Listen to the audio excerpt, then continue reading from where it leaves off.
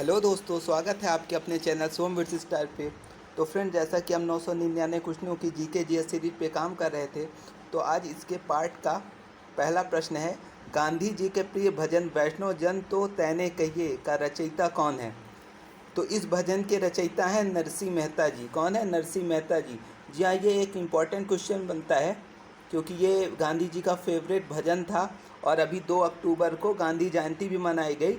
तो ये एग्ज़ाम के लिए इम्पॉर्टेंट क्वेश्चन बनता है, तो इसको आप नोट डाउन कर लेंगे। चलिए नेक्स्ट क्वेश्चन में चलते हैं। स्वेज नहर किस सागरों को जोड़ती है?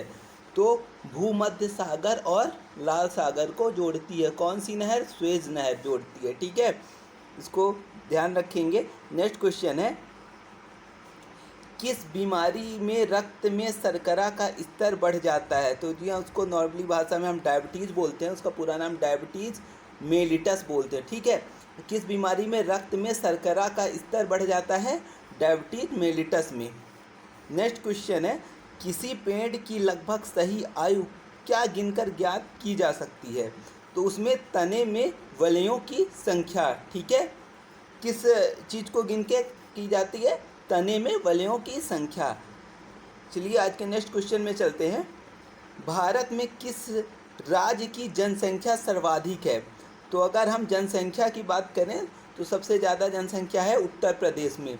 और आप लोग कमेंट बॉक्स में बताइएगा कि भारत का कौन सा राज्य सर्वाधिक एरिया है, मतलब किस राज्य में सर्वाधिक एरिया है। ठीक है, क्या उत्तर प्रदेश या राजस्थान? मैंने 2 ऑप्शन दिए हैं, तो आप बताइए इन दोनों में से किसका एरिया ज़्यादा है। ठीक है, नेक्स्ट क्वेश्चन है, भारत द्वारा अपने देश में विकसित हल्के युद्धक विमान का नाम क्या है? तो यहाँ पास हल्के युद्धक विमान। ठीक है, हल्के युद्धक विमान तो कौन है? तेजस। ठीक है, भारत द्वारा अपने देश में विकसित, ये अपने देश में बना हुआ है। ठीक है, ये तेजस है। नेक्स्ट क्वेश्चन है,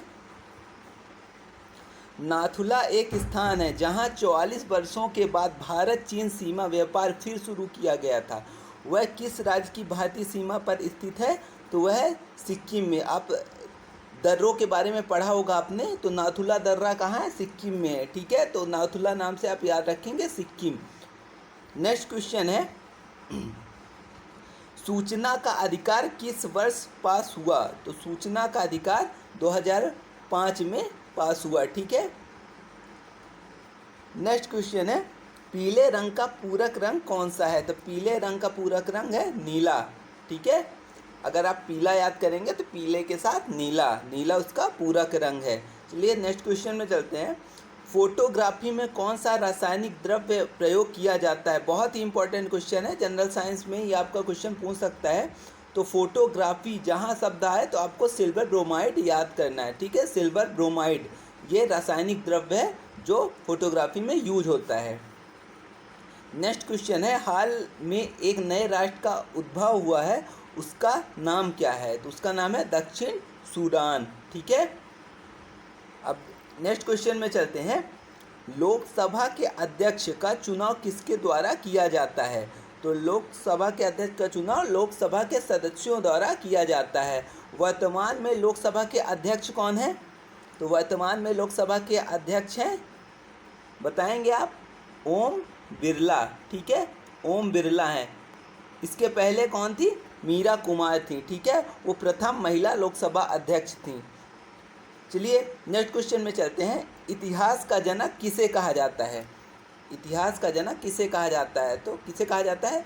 हेरोडोटस को कहा जाता है। ठीक है, तो आप कमेंट बॉक्स में बताइएगा भूगोल का जनक किसे कहा जाता है। ठीक है, ये आपको कमेंट बॉक्स में बताना है।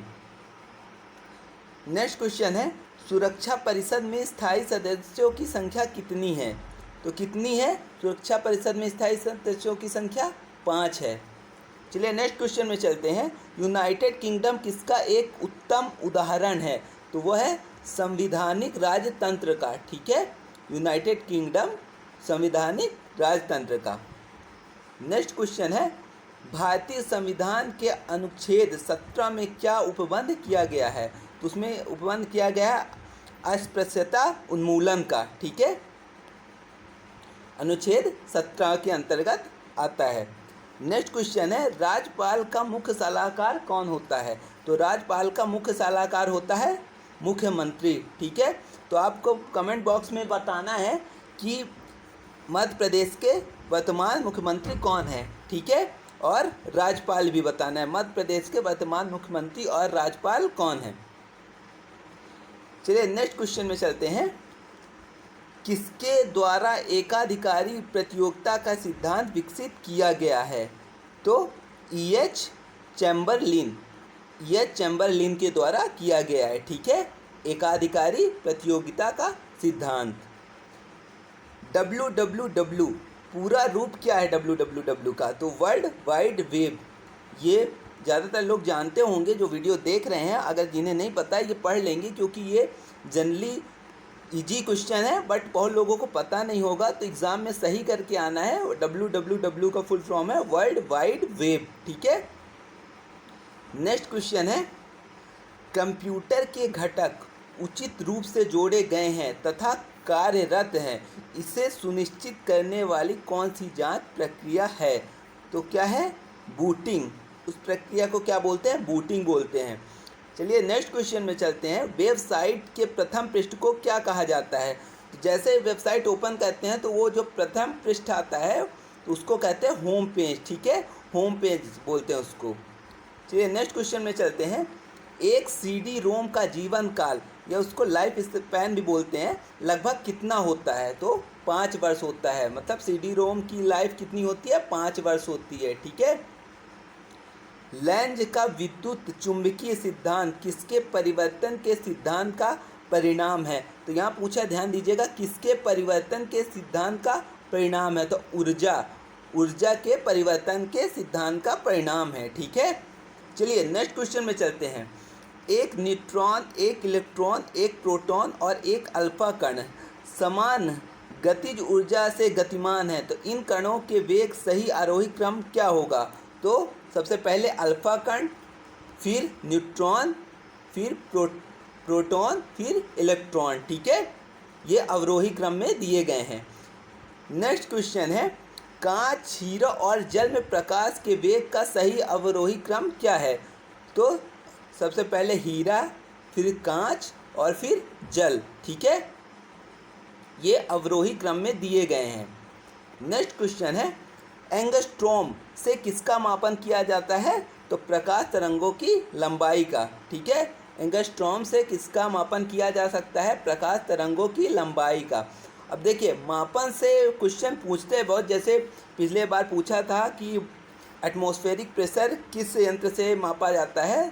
तो बैरोमीटर से। तो यहाँ पास ये इंपॉर्टेंट क्वेश्चन बन रहा है, इसको आप इंपॉर्टेंट कैटेगरी में रखेंगे क्योंकि अगर थोड़ा टफ बनाएगा तो ऐसा क्वेश्चन पूछ सकता है, एंगस्ट्रॉम से किसका मापन किया जाता है। तो अब इस वीडियो को देखने के बाद आपको भूलना नहीं चाहिए, क्योंकि आप इसको नोट डाउन भी करिएगा। वीडियो देखने के साथ आपको चीज़ें नोट डाउन भी कर लेनी है। ठीक है, प्रकाश तरंगों की लंबाई, एंगस्ट्रॉम। ठीक है, नेक्स्ट क्वेश्चन है, सूक्ष्म विद्युत धारा का पता लगाने एवं मापन के लिए किस उपकरण का प्रयोग किया जाता है? देखिए यहाँ पास ये है सूक्ष्म विद्युत धारा, यहाँ पास सूक्ष्म विद्युत धारा की बात हो रही है। ठीक है, तो सूक्ष्म विद्युत धारा गैल्वेनोमीटर। ठीक है,